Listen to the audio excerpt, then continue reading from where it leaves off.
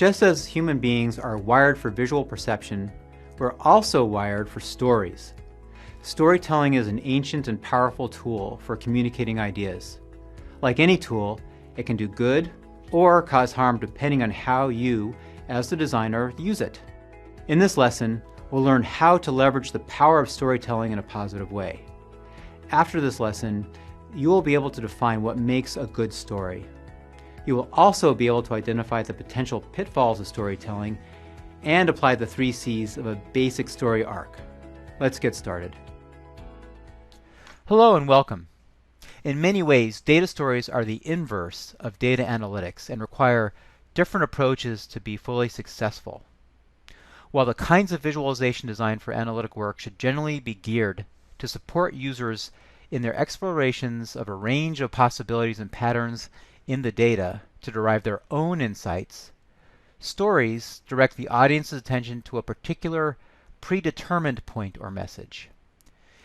In previous courses, we've learned a lot about design to support analytic work. Now let's enter the storytelling mode. We're going to revisit a few concepts, including personas, that we've encountered in prior courses about the design process, but now we're going to apply them in the context of data stories. Think of it like this. Supporting analytic work is like sending people into a forest with the best compass that you can devise, while storytelling is more akin to leading them along a previously marked out trail. In both cases, you should really understand the needs of these individuals, but the approaches you take to meet those needs are different. Now, just as the human brain is wired for visual perception, it is also geared for stories. Knowing a little bit about how that works can help you assemble and present your data stories most effectively. So what exactly is a story? It's something that seems obvious until you really start to think about it. There's a great quote from the master writer Flannery O'Connor who observed, "I find that most people know what a story is until they sit down to write one."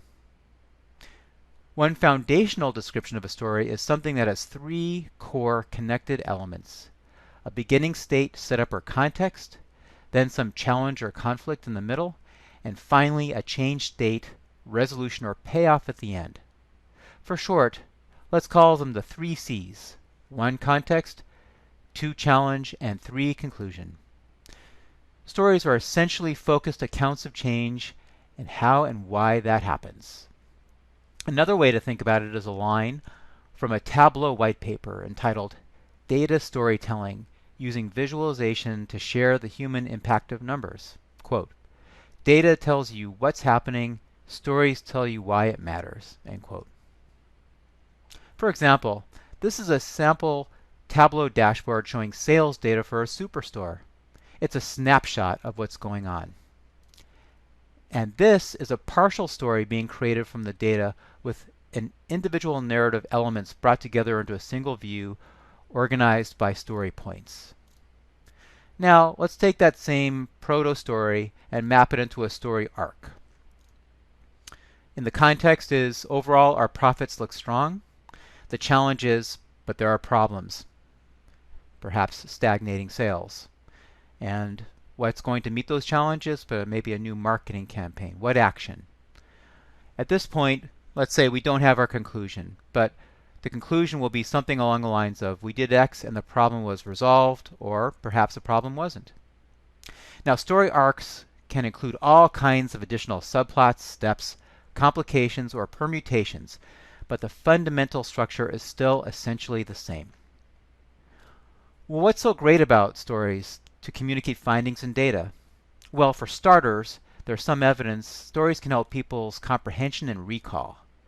They can provide important context and, in certain cases, even foster empathy and emotional connection to the findings. Think about it. How would you compare getting an arbitrary list of facts and figures versus having those facts and figures related to you in a story? In essence, stories activate and engage more of our brain's capacity than simply looking at the numbers alone. Of course, like any powerful tool, there are potential pros and cons to using stories. I've mentioned a few pros already. The cons include distorting the data by truly meaningless patterns and false positives in what seems like good data. And it may be good data, but there still may be false narratives inside of that. That is, seeing potential stories in a pattern of data that leads to a false conclusion. In a prior course, I noted that our ancestors' very survival sometimes depended on the ability to detect visual patterns and take quick action. These days, people's time and attention are in short supply, so being able to present a clear, concise, and accurate story is a crucial skill. That means you need to be highly selective in your choices of what to include and leave out of your stories. Just as you don't want a lot of visual clutter in your visualizations, you don't want to clutter up your stories with a lot of meandering and meaningless or potentially misleading details. We'll continue looking at this throughout the rest of this course. I look forward to seeing you again. Thanks.